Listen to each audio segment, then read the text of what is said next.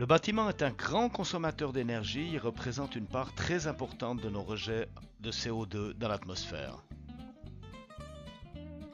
Il est donc essentiel pour la protection de notre environnement et pour les générations futures que ce secteur devienne moins énergivore. Les nouvelles réglementations énergétiques deviennent de plus en plus exigeantes, le but ultime étant de construire des bâtiments qui produiront plus d'énergie qu'ils n'en consomment.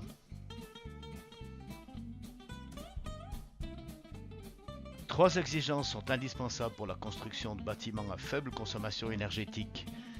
Ils ne doivent pas comporter de pont thermique, bénéficier d'une bonne inertie thermique et être étanches à l'air.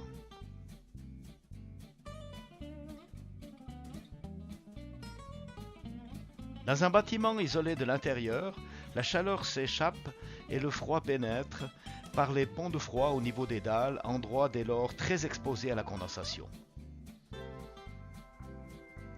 Dans un bâtiment isolé par l'extérieur, la chaleur est préservée, le froid est bloqué, sauf en plancher bas, avec à nouveau une forte exposition à la condensation. Un bâtiment muni d'une double isolation, intérieure et périphérique, nous n'observons plus aucun pont thermique, aucun point sensible à la condensation.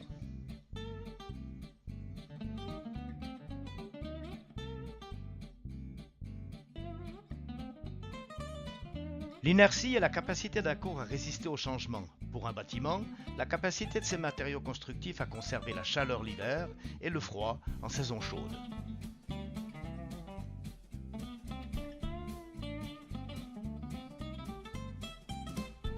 En été, la chaleur du rayonnement solaire pénètre en partie dans l'habitation, d'où une perte d'énergie en climatisation, tout comme en hiver où le froid pénètre et augmente la dépense en énergie de chauffage. En été, une isolation périphérique préserve le bâtiment de la chaleur du rayonnement solaire et la climatisation refroidit les murs. Mais que se passe-t-il lorsqu'on aère la pièce ? La chaleur de l'air extérieur réchauffe les parois des pièces que l'on doit de nouveau refroidir une fois les ouvertures fermées, d'où une importante perte d'énergie.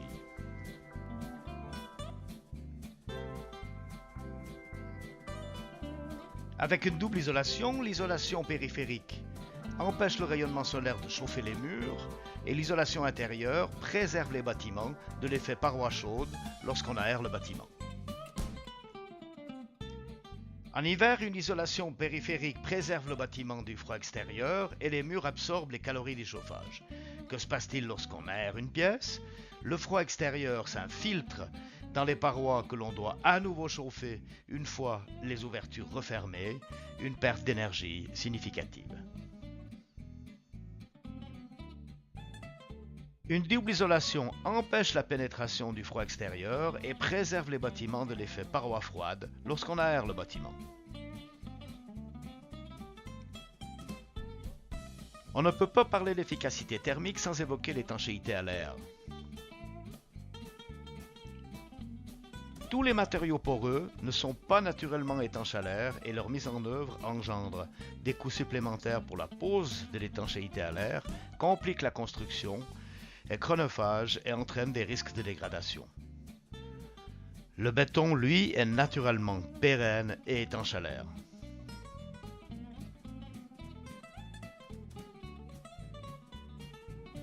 Voici une étude comparative effectuée sur 3 types de murs d'épaisseur équivalente.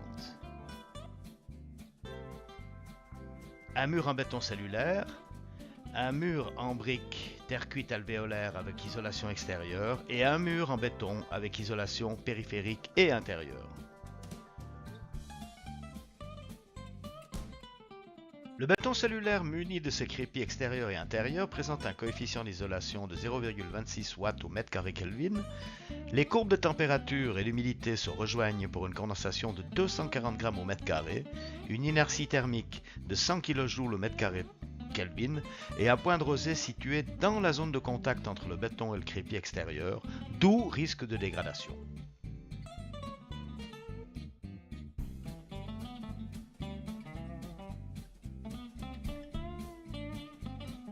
Le mur en brique terre cuite de 240 mm est pourvu d'une isolation périphérique de 10 cm et de ses crépiers intérieurs et extérieurs pour présenter un coefficient d'isolation de 0,21 watts au mètre carré Kelvin.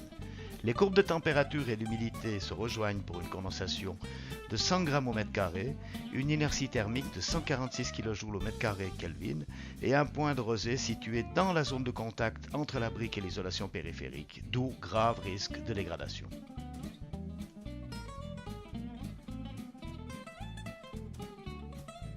Une double isolation insère un voile de béton de 16 cm avec crépier intérieur et extérieur pour un coefficient d'isolation de 0,17 watts au mètre carré Kelvin.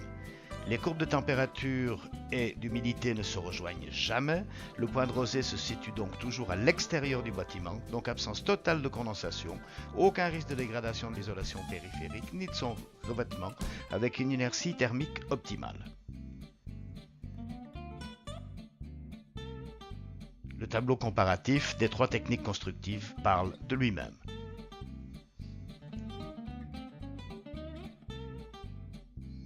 Quatre paramètres s'imposent donc, soit U la valeur de l'isolation, l'inertie thermique du bâtiment, l'étanchéité à l'air et le point de rosée ou l'absence de condensation. Le bloc coffrant isolant Euromac 2 en polystyrène expansé de haute densité se compose d'une isolation intérieure de 4,5 cm et d'une isolation périphérique de 4,5 à 29,5 cm suivant le coefficient d'isolation désiré. Elles sont solidement solidarisées par des entretoises reliées à un renfort longitudinal en acier. Le voile de béton de 16 ou de 21 cm coulé à hauteur d'étage assure l'étanchéité à l'air, l'isolation phonique et l'inertie thermique. Les profils en queue d'aronde des faces de l'isolation assurent une liaison parfaite avec le voile de béton et les enduits de revêtement. 4 opérations sont réalisées en une seule, le montage des murs, l'isolation périphérique et intérieure, l'étanchéité à l'air et l'isolation acoustique. D'où une économie considérable par rapport à un béton coffré avec isolation reportée et des performances bien meilleures. Les maçons sont quittes de manipuler des panneaux de coffrage lourds, des briques ou de brasser du mortier. Le matériel est livré directement sur le chantier. Plus besoin de grue, les chantiers sont propres et peu encombrés.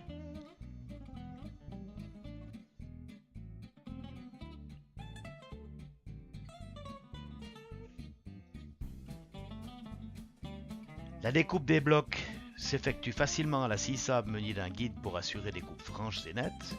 La ferraille se pose aisément sur les entretoises des blocs. Les gaines techniques sont soit intégrées dans le voile de béton avant coulage ou découpées dans l'isolation intérieure.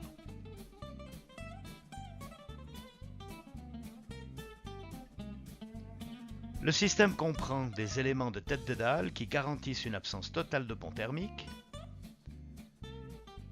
Notre partenaire fournit des caissons de store parfaitement adaptés. Les blocs étant solidement emboîtés et non simplement empilés ou collés, aucun risque d'effet de spectre.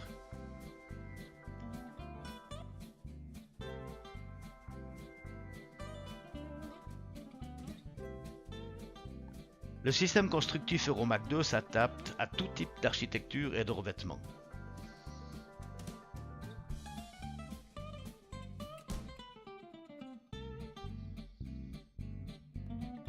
Ici, une maison à Chameson.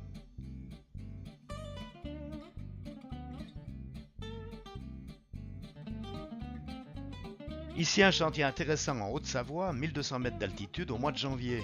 Le gros œuvre est terminé, la température intérieure est de 17 degrés sans chauffage, un confort inhabituel pour les ouvriers du second œuvre. Le directeur de la plus grande menuiserie de Savoie a choisi Euromac 2 avec un revêtement en faux madrier plutôt qu'une structure bois pour pouvoir bénéficier de l'inertie thermique du béton et d'une étanchéité à l'air parfaite sans pose de matériaux supplémentaires.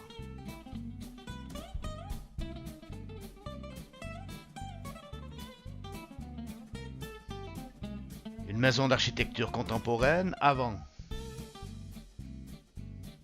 et après habillage. Ici, un revêtement en tôle acier.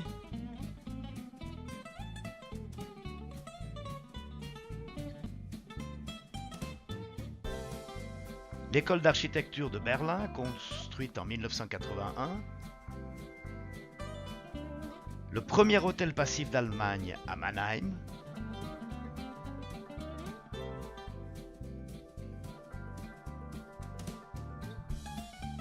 Hôtel de standing à Mézieux, près de Lyon, réalisé en 4 mois.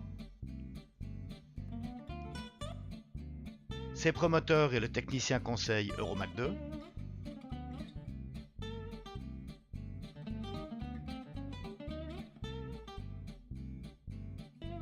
À votre entière disponibilité pour tout renseignement, nous vous proposons un devis gratuit dans les 48 heures ouvrables sur simple envoi des plans de vos projets au centième au format PDF, y compris les façades, avec les dimensions des ouvertures et de tous les éléments qui interviennent dans l'enveloppe de votre bâtiment.